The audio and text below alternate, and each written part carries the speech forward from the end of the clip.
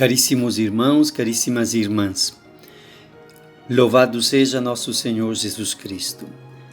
Estou querendo comentar com você especialmente o Evangelho de domingo, do terceiro domingo de Páscoa, que é aquele trecho famoso dos discípulos de Emaús, relatados por São Lucas no capítulo 24 do seu Evangelho. E do que é que fala este capítulo? Fala de alguma coisa que nós conhecemos também. Fala da desesperança que acontece quando, por alguma razão, tinha se despertado dentro do nosso coração uma grande esperança, que Deus estava conduzindo positivamente o nosso caminho neste mundo, mas por alguma razão algo aconteceu que nos leva às vezes a pensar que acabou tudo, que aquela esperança era uma ilusão, que não deu em nada, como aqueles discípulos de Emaús estavam pensando. E Jesus, ressuscitado, chegou perto deles, sem ser reconhecido, porque a aparência do ressuscitado não era idêntica ao Senhor que eles tinham conhecido anteriormente, e lhe perguntou: por que vocês andam tão tristes pelo caminho? Como às vezes tem gente que tem uma sensibilidade maior que nos pergunta: por que essa cara triste? O que é que está acontecendo com você? Por que vocês andam tão tristes pelo caminho? E eles respondem a Jesus: você é o único que não sabe o que aconteceu em Jerusalém? E Jesus responde: mas o que é que foi que aconteceu? E eles: bom, estamos falando do que aconteceu com Jesus, que foi poderoso em obras e palavras, como um grande profeta, filho de Deus, mas agora já faz 3 dias que ele morreu e nós estamos voltando para casa porque não aguentamos mais tanta tristeza lá junto com os outros. De fato, era isso que estava acontecendo. E Jesus começa então a dialogar com eles, explicando-lhe as escrituras sagradas a partir do Antigo Testamento, de Moisés e depois de Davi, para dizer: mas não era necessário que o Filho de Deus, vindo a este mundo, passasse pela experiência da cruz para poder resgatar verdadeiramente, e vai lhe explicando todas estas coisas. Mas ainda os discípulos de Emaús parecem duros para acreditar. Quando chegam na porta de casa, Jesus faz como que se quisesse continuar o seu caminho. E ele diz: mas já é noite, fica conosco. E o Senhor entra na casa deles. Isto é maravilhoso. O Senhor ressuscitado entra na nossa casa. E, como eles, nós também muitas vezes não nos damos conta. Sim, entrou um forasteiro, um peregrino que estava caminhando, que tinha se juntado a eles pelo caminho enquanto voltavam para suas casas. Mas, de repente, eles entraram em casa e Jesus entrou. E eles ainda não sabiam que era Jesus ressuscitado. E como é verdade que o Senhor caminha conosco, e nós não o reconhecemos muitas vezes. E como é verdade que Ele entra, quer partilhar a nossa vida mais íntima, aquilo que vivemos em casa. E ainda assim demoramos a reconhecer. Mas num certo momento, então, no momento de jantar, olha que bonito, Jesus que entra na nossa realidade mais cotidiana, tomando parte até de uma refeição, como um jantar naquele caso. E ele deu a bênção e depois partiu o pão e o entregou. Ali os discípulos se tocaram, reconheceram, quem sabe, o gesto que Jesus tinha feito outras vezes, quando eles perceberam que era ele, então, que estava ali partindo o pão. E depois comentaram um com o outro: mas então é o Senhor ressuscitado. De fato, não ardia o nosso coração enquanto estávamos vindo pelo caminho?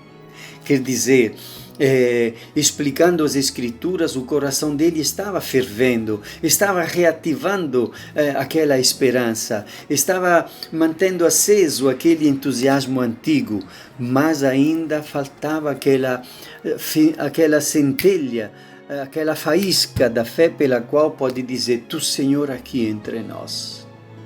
Que é de fato o que aconteceram. É a graça que nós queremos pedir, e nós necessitamos desta graça. E então, eles voltaram apressadamente para Jerusalém, e veja, 11 quilômetros, mais de 2 horas de caminhada, umas 3 horas talvez, e era noite, certamente perigoso naquela época andar de noite e fazer um percurso grande, mas foram lá para encontrar os outros, os 11, e eles também disseram: Nós vimos o Senhor. Primeiro Pedro viu o Senhor, depois todos viram o Senhor. E eles puderam dizer: Nós também vimos o Senhor, Ele está vivo. E então aquela esperança que tinha desaparecido retornou. Aquela alegria que tinha evaporado retornou. Como é que retorna a esperança? Como é que reconquistamos a alegria? Como é que podemos pensar com confiança ao futuro, mesmo quando o presente nos parece carregado de forças hostis e adversas? E então, quando reconhecemos Tua presença divina que vence o mal e a morte, ó Senhor Jesus. Este é o caminho da fé que nós realmente somos chamados a fazer. A esperança renasce quando a ressurreição se afirma, com aquela potência divina que vence o mal e vence a morte. Eu gostaria ainda de recordar uma palavra da segunda leitura, que é da primeira carta de Pedro, porque ele também diz umas coisas que são admiráveis. Certamente comigo, para mim, muito verdadeira esta palavra que eu vou dizer agora. Fostes resgatados da vida fútil que herdastes de vossos pais. O que é uma vida fútil? Uma vida fútil é uma vida vazia, sem graça, sem beleza, sem entusiasmo, sem grande horizonte, sem paixão, sem grandeza humana. Uma vida fútil, foste resgatados da vida fútil que herdastes de vossos pais. Nossos pais são todos os antepassados que nos herdaram uma vida grosseira, uma maneira grosseira de viver, uma maneira vulgar de viver, uma maneira distraída de passar o tempo, sem estar ligado seriamente às coisas importantes, e as coisas importantes esta tua presença divina, Senhor Jesus. Foste resgatados da vida fútil que herdastes de vossos pais pelo precioso sangue de Cristo. Deus o ressuscitou dos mortos. Vossa fé e esperança estão em Deus. Isto é que fala São Pedro na primeira carta, que faz parte do Novo Testamento. É um texto muito bonito, e então eu diria que esta liturgia do terceiro domingo nos ajuda a pensar a nossa desesperança, a fé em Cristo ressuscitado, que podemos aprender a reconhecer como eles. Como é que eles, os discípulos de Emaús, reconheceram Jesus? Através do partir do pão. Vamos à missa, ouvimos a palavra, que alguém faz uma explicação do Evangelho, de algum trecho do Antigo Testamento, dos Atos dos Apóstolos, da carta de São Pedro, e o nosso coração começa a arder, porque estamos entendendo que ali se fala de alguma coisa que é muito importante para nós. E depois, então, no partir do pão, dizemos: mas não, és tu, Senhor, aqui. É uma graça também, da qual nós necessitamos e que devemos pedir, que retorne a incendiar o nosso coração, esta certeza da vitória de Cristo e da sua presença dentro do cotidiano ordinário da nossa vida, como aconteceu com os discípulos de Emaús, de tal forma que possamos reconquistar a esperança, para poder, no nosso mundo limitado, mesmo limitado, reconstruir positivamente o bem, a paz, a alegria, para nós, para a nossa família, para as pessoas da nossa comunidade.